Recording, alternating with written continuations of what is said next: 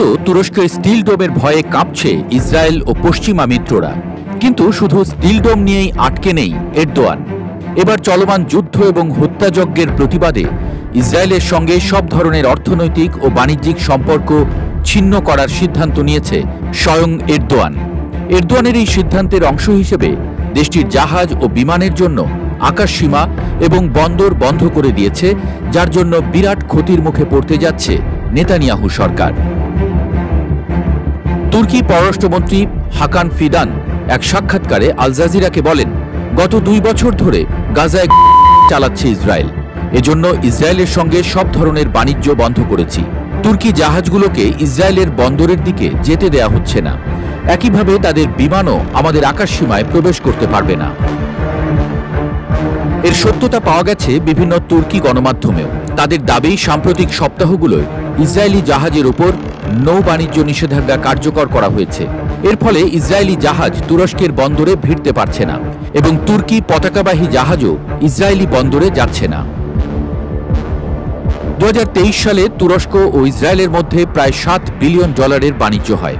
কিন্তু 2024 সালের মে মাসে তুরস্ক সেই বাণিজ্য বন্ধ করে দেয় এবং যুদ্ধবিরতি ও গাজায় মানবিক সাহায্য পাঠানোর দাবি জানায়।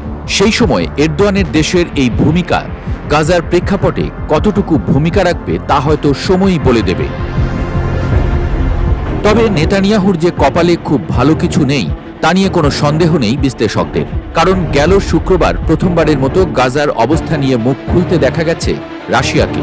রুশ পররাষ্ট্র মন্ত্রণালয়ের মুখপাত্র মারিয়া জাগারোভা বলেন, অধিকৃত ফিলিস্তিনি ভূখণ্ডের পরিস্থিতি অত্যন্ত নেতিবাচক দিকে এগুচ্ছে এবং এটি গভীর উদ্বেগের কারণ। আবার ওইদিকে তুরস্ক আর রাশিয়ার আর এক ভাই ইরান তো সমানে ইসরায়েলকে হুমকি দিয়েই যাচ্ছে। এবার সর্বোচ্চ নেতা আয়াতুল্লাহ খামেনি এক ঘোষণায় বলেছেন, এবার যুদ্ধ শুরু হলে প্রথম মিনিট থেকেই ইসরায়েলের উপর নিক্ষিপ্ত হবে ক্ষেপণাস্ত্র আর আগুন। বহুদিন ধরেই ইসরায়েলের উপর চাপ প্রয়োগ করছিল পশ্চিমের বেশ কয়েকটি দেশ। তবে জাতিসংঘ সহ পশ্চিমা দেশগুলোর নিষেধাজ্ঞার বিষয়ে মোটেও আমলে নেননি নেতানিয়াহু। এর মূল কারণ বোধ হয় বড় ভাই ট্রাম্প। কারণ নেতানিয়াহু তো বরাবরই জেনে আসছেন, যাই হোক যুক্তরাষ্ট্র থাকবেই তাদের পাশে। কিন্তু তিয়ানজিনের সম্মেলন যেন সব ছক বদলে দিচ্ছে। ভারত আর চীনকে চাপ প্রয়োগের জন্য দাবার গুটি বানাতে চেয়েছিলেন ট্রাম্প। এখন উল্টো তিনি নিজেই পরিণত হয়েছেন চীন, ভারত, রাশিয়া ট্রাম্প কার্ডে। তাকে খেপিয়ে তুলে উল্টো চীন, ভারত, রাশিয়াই জোটবদ্ধ হচ্ছে।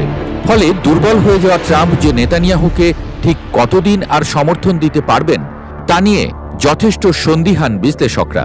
অর্থাৎ এরদোয়ান থেকে শুরু করে ট্রাম্প, সব দিক থেকেই মহা বিপদে নেতানিয়াহু।